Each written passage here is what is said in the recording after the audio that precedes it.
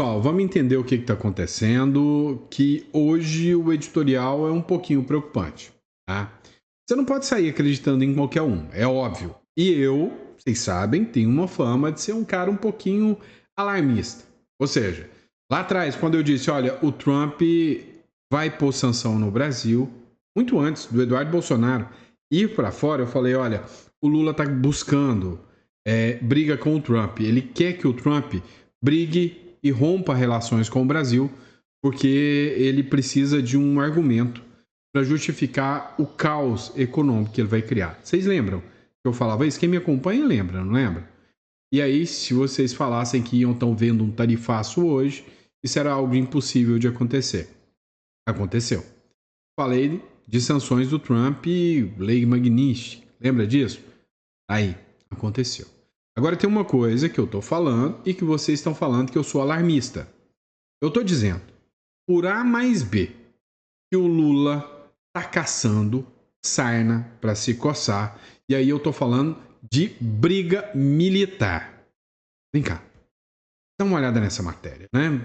Só para você entender. Trump diz que vai deslocar submarinos nucleares americanos em resposta à provocação da Rússia. Você tem noção de que o Trump vai mandar navios de guerra nucleares para atingir a Rússia? Que isso pode estourar uma guerra entre Estados Unidos e Rússia. E que o Trump, ele é doido, ele vem avisando. E mais cedo ou mais tarde ele vai aplicar isso? Quando o Trump fala que vai mandar navio, submarino nuclear, é para atacar.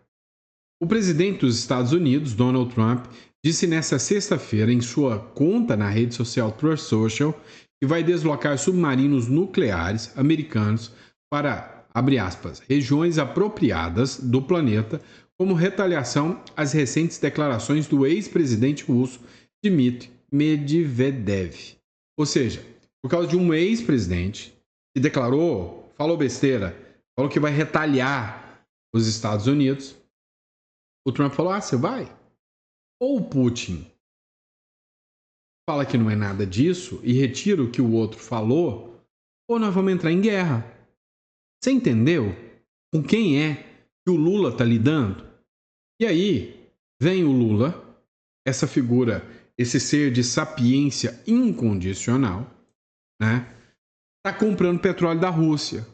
A OTAN já declarou que Índia, que China e Brasil têm que parar de comprar petróleo da Rússia. Olha lá, matéria da Times Brasil, né? Ó, Trump posiciona submarinos nucleares e escala tensão com a Rússia. Adivinha? A própria Índia já disse o seguinte: eu tô fora, vou comprar não. Matéria do Ferrigno, tá? Refinarias estatais da Índia interrompem a compra de petróleo da Rússia após ameaça de tarifas de Donald Trump. A Índia, a terceira maior importadora mundial de petróleo, tem sido o principal destino do petróleo russo, transportado por mar nos últimos anos. A Índia falou, o quê? Vou arrumar outra pessoa para me comprar? Tô fora. Vou entrar nessa bola dividida, não. Vai que o Trump resolve mirar realmente tarifas contra mim e pode escalar para algo pior. Adivinha quem não está pensando da mesma forma? Quem se acha muito mais poderoso e maior que a Índia? Lula. O Lula não vai parar de comprar petróleo da Índia, não vai mudar o discurso em relação ao BRICS e vai continuar ameaçando o Donald Trump. Tem como isso dar certo? Tem como isso dar bom? Não tem. Então, o que eu estou falando para vocês é o seguinte: mais cedo ou mais tarde, né, o negócio vai escalar. E o Lula, com essa de eu sou o maior inimigo dos Estados Unidos, ele quer ferrar com o Brasil. O plano dele é muito simples. É simples e é infalível, é impecável o plano do Lula. Se o Lula conseguir se manter no poder, o que ele vai fazer?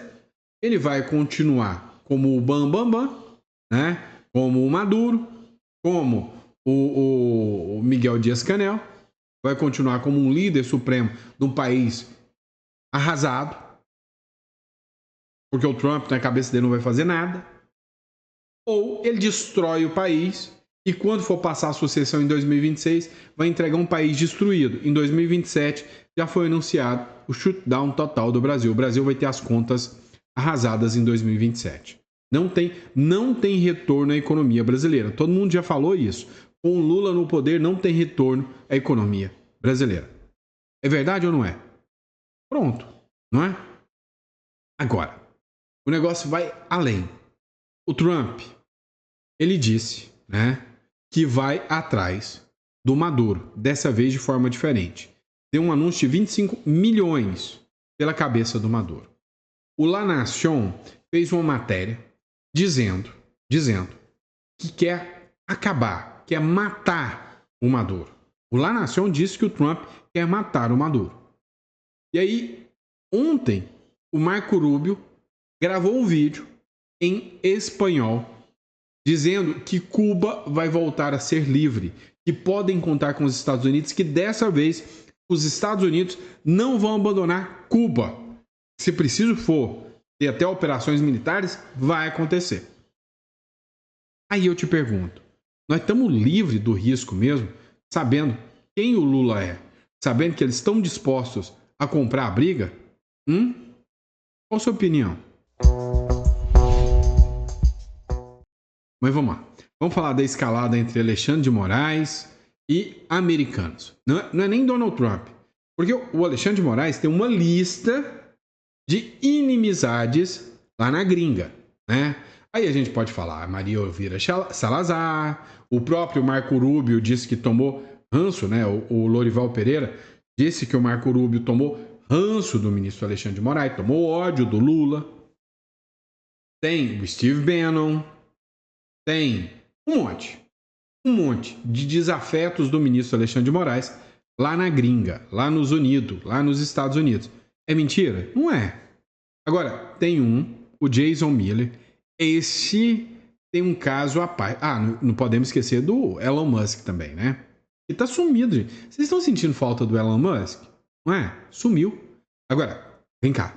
Tem um que sentiu na pele. Quando ele veio aqui no Brasil, a PF parou ele lá no aeroporto, o Jason Miller, né? Ele é o diretor do Gathering, um milionário americano. Olha o que ele publicou. Eu não entendi a referência da foto, se parece alguém, se não parece. Tem alguma referência? Quer ver? Vou até colocar a fotinha aqui para vocês, né? Sobre o que ele está fazendo a referência. Estou sendo irônico, eu sei, tá? Mas não vou falar, vou deixar vocês adivinharem qual a referência. Ele escreveu o seguinte: Alexandre, ele citou um tal de Alexandre, não sei quem que é esse Alexandre que ele citou, né? A mensagem muito clara de Moraes aos apoiadores da liberdade de expressão e da democracia, aos Estados Unidos e até mesmo às pessoas que ele pretende representar, o povo brasileiro. Ou seja, que baixaria, né? A que ponto chegou, né? Mas enfim, né? Vocês devem ter visto, né? Ó, teve um aqui que escreveu, a Pamela, escreveu aqui, ó, ui, essa novela tá boa demais. Eu te falei que ia ter capítulos emocionantes dessa novela, né? Ia ter capítulos emocionantes dessa novela. Vem aqui, matéria do Metrópolis. Paulo Capelli. O Trump tá pistola. Por quê? Porque ele mandou aplicar a lei Magnitsky no ministro Supremo Alexandre de Moraes. Tem um objetivo. Qual o objetivo da lei Magnitsky contra o ministro Supremo Alexandre de Moraes? É simples. A lei Magnitsky vai ser apresentada, foi aplicada já, né, contra o ministro Alexandre de Moraes para servir de exemplo para que os demais ministros recuem. O jornal The Economist, que é uma importante revista de economia britânica, ela disse que a ação do Donald Trump foi o maior ataque já visto ao judiciário de um país. E é isso que o Trump quer, que seja um ataque gigantesco. O que aconteceu? Acontece que veio o Lindbergh Farias, né? O jovem Lindbergh Farias, e apresentou uma ação lá no STF para que a lei Magnitsky seja suspensa, para blindar o Alexandre de Moraes. Eu quero ver quem vai assinar essa ação contra a lei Magnitsky. Lembrando que o STF não tem jurisdição sobre os Estados Unidos, que é uma lei americana, né? Assim como os Estados Unidos não tem jurisdição aqui no Brasil. O Trump vai mandar bloquear tudo que o Alexandre de Moraes tem nas empresas americanas. Lascou, que são a maioria do mundo, né? Trump reagirá se o STF acolher a ação do PT para blindar Moraes. Eu falei que é um presente grego. O governo de Donald Trump acendeu o alerta após o PT ingressar nesta sexta-feira com uma ação no STF para obrigar os bancos a não cumprirem a lei Magnitsky.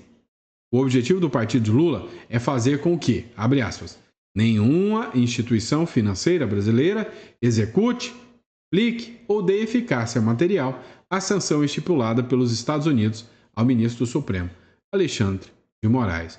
É uma briga, né? É uma guerra agora. Eu quero saber quem será o que vai falar mais alto. Porque se de um lado os bancos atendem o Moraes e desatendem ao Trump, vão tomar prejuízo. Se os bancos desatendem o Trump, né? Ou atendem o Trump e desatendem o Moraes, vão ter prejuízo, vão ter problemas.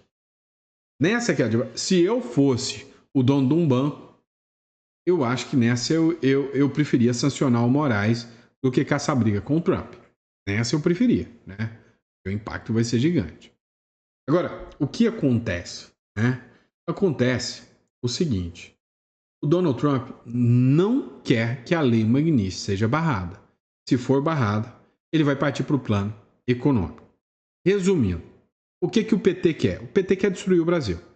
Se o STF aceita esse pedido e os bancos não aplicam sanção, o que você vai ter de banco quebrando? Você tem dinheiro aplicado no banco brasileiro, meu irmão?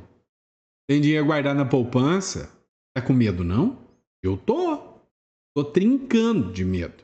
Passa nem Wi-Fi. De medo.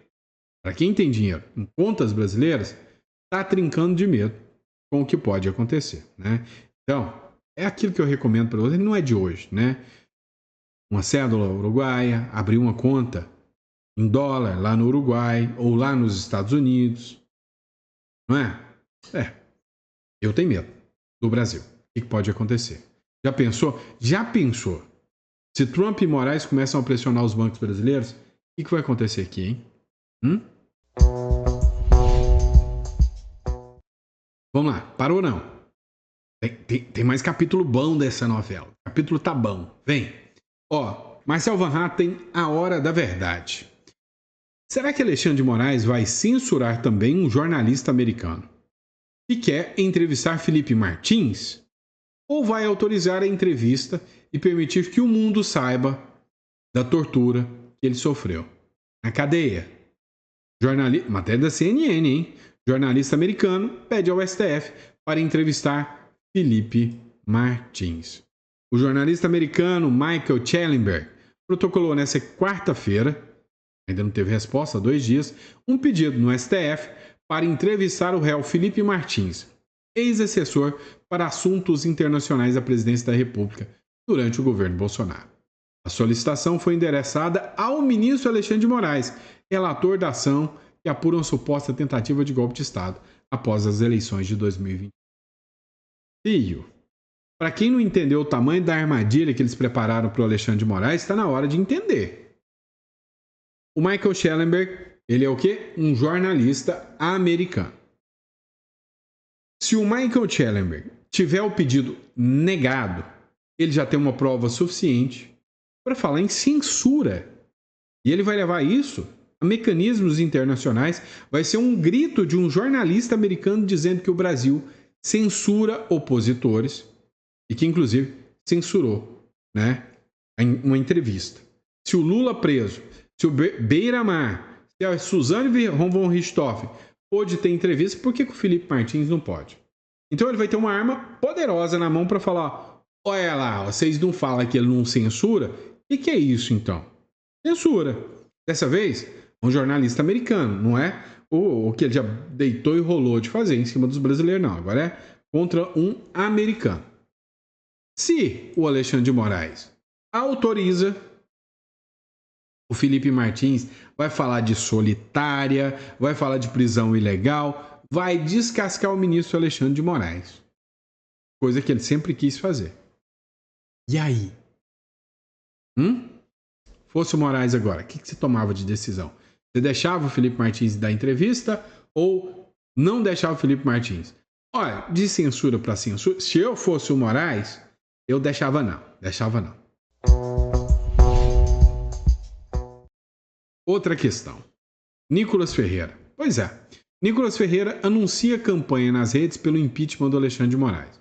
O deputado federal Nicolas Ferreira, ele divulgou nesta sexta-feira em sua conta no X uma petição em que pede o impeachment do ministro do Supremo Tribunal Federal Alexandre de Moraes. Dos 81 senadores, 34 já assinaram a petição a favor da cassação de Moraes. O que eu falei para vocês? O que eu falei? Iam pedir a assinatura dos senadores. Falei ou não falei?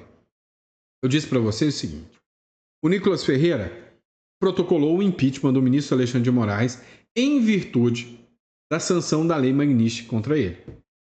Beleza?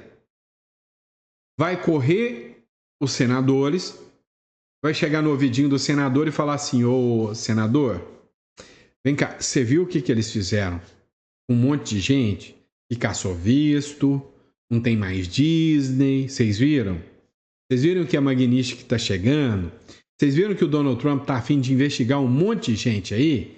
Vocês viram isso? Então é o seguinte, se vocês assinarem, eu vou mandar essa lista para o Trump. Quem assinou o pedido de impeachment do Moraes não é inimigo do Trump. Quem não assinou, o Trump pode fazer alguma coisa.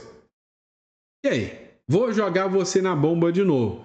Se fosse um deputado, um senador da República, você assinava ou não assinava? Eu assinava.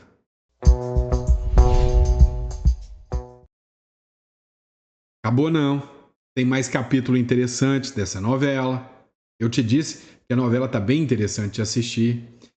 Tá todo mundo falando agora, depois que a revista Veja tirou a matéria, do Tagliaferro.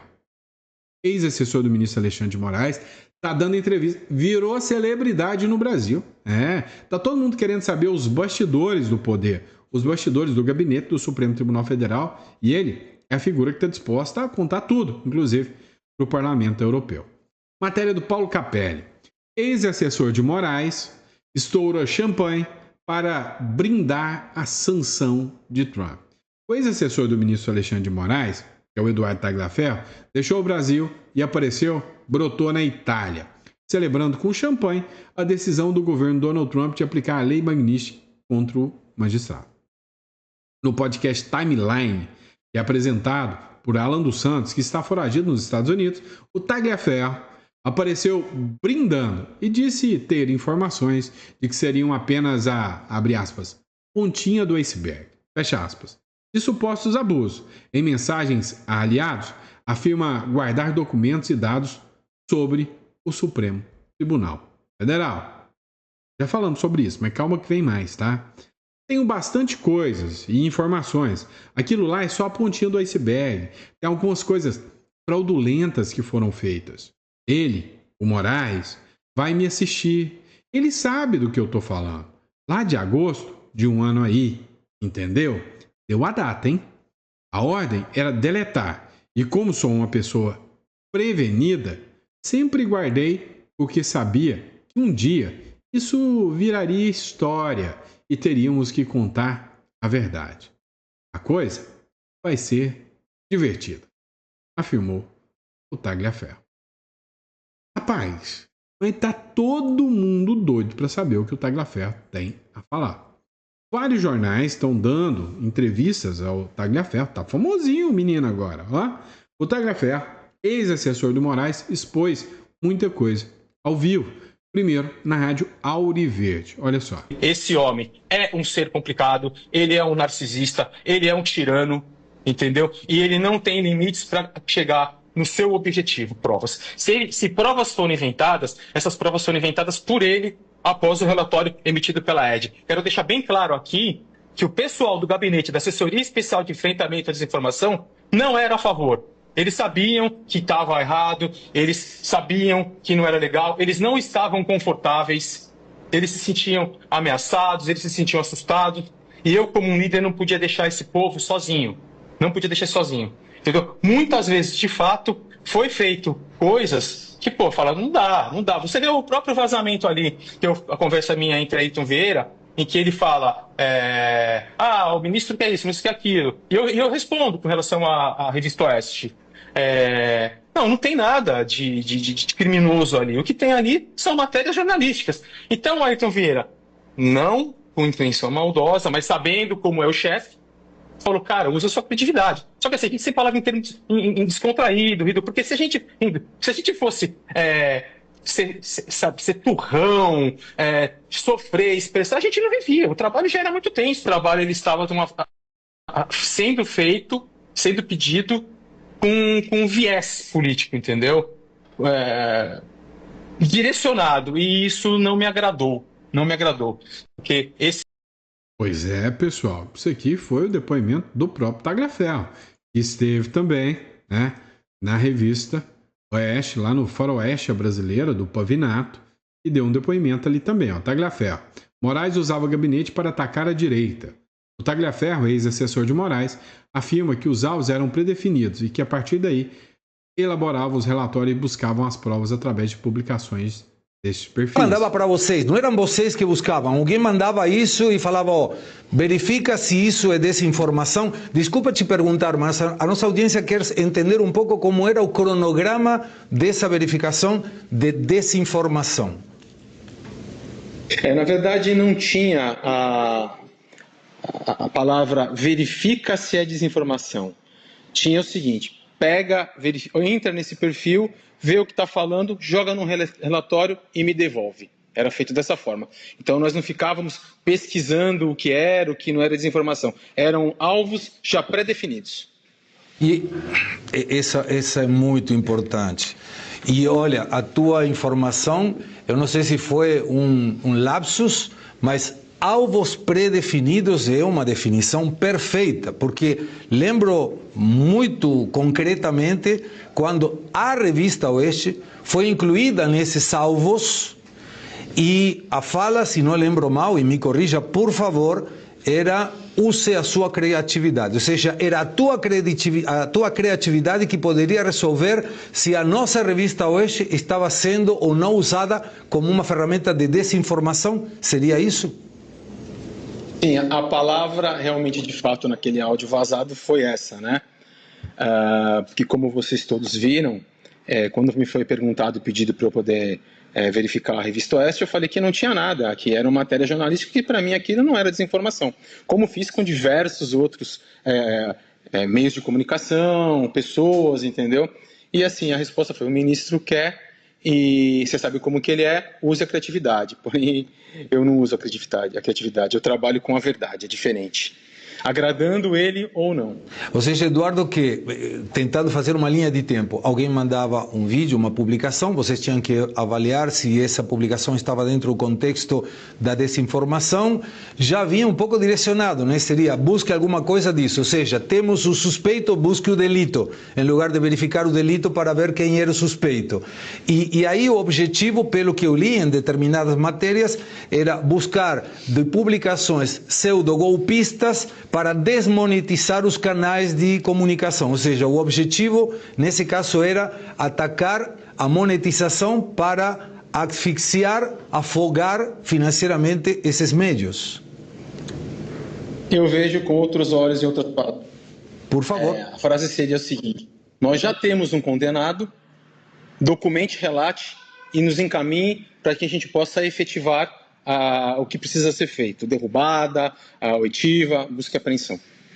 Eduardo, você trabalhava num grupo, se eu não lembro mal, e quero mandar um abraço carinhoso e respeitoso ao meu amigo Alexandre, já ia falar Alexandre de Moraes, pelo amor de Deus. Nossa, Alexandre Pitoli, não, que Alexandre de Moraes, pelo amor de Deus. Não, Alexandre Pitoli, que hoje teve uma entrevista contigo, prestei muita atenção. O grupo de vocês era um grupo técnico de 8 pessoas, se não entendi errado, que faziam esse trabalho na busca de desinformação. Mas se já vinha o alvo, o que vocês tinham que gerar era provas contra esse alvo para dar argumentos e substâncias para o ministro Alexandre de Moraes ir contra esses alvos. Qual era a sensação do grupo que, até onde eu sei, você coordenava? Qual era a sensação dessas outras 7 ou 8 pessoas que trabalhavam contigo, dizendo, gente, isso aqui está errado ou não? Sim, ficavam realmente incomodados. Muitos, alguns deles, né, não queriam fazer, questionavam. Isso foi até motivo eu ter levado a presidência, né? Ele falou, não, exonera, demite, e eu mantive o grupo do começo ao fim, entendeu? Mas eles não queriam fazer, muitas coisas eles não queriam fazer, mas não tinha o que fazer. O que acontecia? Vinha o alvo, né? Ia nas redes sociais desse alvo e simplesmente a nossa área fazia a leitura do que estava aquilo, né? Fazia o recorte, imagina, João Batista, a foto dele, o perfil dele, o vídeo que ele publicou e os comentários. Só fazia um recorte ali, jogava no relatório, colocava o URL, assinava e mandava. Então, dentro da assessoria especial de enfrentamento à desinformação, não teve, entre aspas, nada de errado, justamente porque o trabalho foi feito muito limpo, transparente e justo. O que estava ali, o que era verdade, e o que não era verdade não era colocado. Porém, o que acontecia muito, e sempre na verdade, era um direcionamento do alvo. Quem era, entendeu? Não vinha de esquerda, só vinha de direita. A perseguição foi totalmente feita à direita, como eu já falei anteriormente, na minha primeira entrevista, à Revista Oeste. Rapaz, deu para você ter uma noção aí do nível, né, de pressão e esse pessoal, né, sobrevinha, né? Ou seja, uma situação nada favorável, né? Nada gostosa de ver, né? Lembra especificamente, Eduardo, te agradeço que você me deu a deixa para te perguntar, essa metodologia de uso e a criatividade tinha um claro manifesto contra a Revista Oeste e tinham que buscar na tua função com os teus auxiliares alguma coisa contra a Revista Oeste. Poderia nos dar um contexto de como foi essa perseguição contra a nossa revista? Eu não lembro detalhadamente o que era, porque já há muito tempo já se passou, né? E muitas coisas aconteceram, foram muitos fatos, mas eu posso dar um exemplo, mais ou menos, talvez não seja um exemplo real, mas de como seria, né? A Revista Oeste falou que o artigo 142 é golpe e está motivando o pessoal a ir para as ruas protestar. Beleza, já vinha o e-mail não minto, já vinha o WhatsApp. Olha o que eles publicaram, faça um relatório para encaminhar para o ministro. Então, o que a gente pegava? Ia lá, abria o site da Revista Oeste, justamente, às vezes já vinha com o próprio link, né? Aí abria o site, o perfil, e o que estava ali a gente colocava no documento com a URL, assinava e devolvia para ele. Era feito dessa forma. Então, assim, se tinha a garrafa azul, a gente não ia colocar a garrafa amarela, era a garrafa azul. Tinha a garrafa azul, preta e vermelha, a gente colocava garrafa azul, preta e vermelha. A tal da criatividade de colocar um copo d'água ou de colocar um balde, isso não existia. Às vezes ali foi um pouco de força de expressão, que era para eu trabalhar um pouco mais. Mas assim, aquilo mostra que alguma coisa não estava correta. Alguém mandava para vocês, não eram vocês que buscavam, alguém mandava isso e falava, verifica se isso é desinformação. Desculpa te perguntar, mas... É isso, né, pessoal? Assim, é uma coisa meio atípica, né? Numa democracia. Para a gente encerrar o editorial de hoje, né? É algo não convencional numa democracia, né? Isso é fato. Isso é fato. A gente observa uma manifestação como essa, a gente entra, né? Com toda certeza em pilha aqui e se pergunta, cadê a democracia, né? Por fim, para encerrar, dá uma olhada nessa aqui. A maioria dos brasileiros prefere aproximação com os Estados Unidos em vez da China. E você? Tá? 59% dos brasileiros são muito mais alinhados aos Estados Unidos.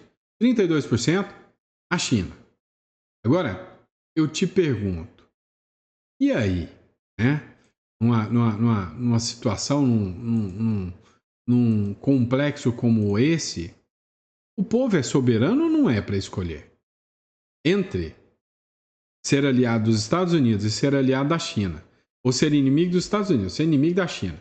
Todo mundo prefere os Estados Unidos, ser aliado dos Estados Unidos. Você duvida? Então tá. Vamos colocar mais uma matéria para te provar isso. O Brasil deve ter mais relações comerciais com os Estados Unidos ou com os chineses. 59%, a grande maioria, dizendo com os Estados Unidos. China, 32%. Preferem não responder, 9% dos pesquisados. Ou preferem não responder ou não soube responder. O Brasil deve ter... Pois é, você vê, né, que o brasileiro não concorda em nada com o Lula. Ah, deixa eu pôr mais uma, gente. Sexta-feira, vai, mais uma, vai. A última, agora eu prometo, tá? Olha essa aqui. Matéria, quem publicou foi o deputado Renato Zaca. Não conheço o Renato Zaca. Dá uma olhada aqui. Na Globo, o jornalista dos Estados Unidos diz que ficou chocado com a censura do Brasil. Escuta só isso. Não, eu diria que quando eu percebi que isso estava acontecendo faz alguns anos, eu fiquei um pouco chocado que isso estava acontecendo no Brasil. Eu fiz algumas matérias sobre isso. E eu entendo que o Brasil tem leis diferentes, mas a gente deve lembrar que a primeira coisa que o Alexandre de Moraes fez com o inquérito de fake news, eu acho que algum dos inquéritos, foi forçar uma revista a tirar do ar uma matéria sobre Lava Jato, porque o amigo do meu amigo sobre Toffoli. Nem foi sobre o Bolsonaro, nada assim, mas isso, como jornalista, é preocupante.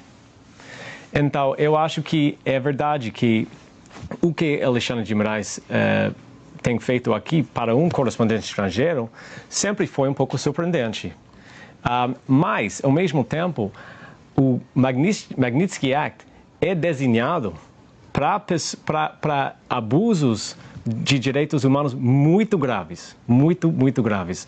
Pessoas como uma oficial em Chechnya que está fazendo execuções, tortura, coisas assim.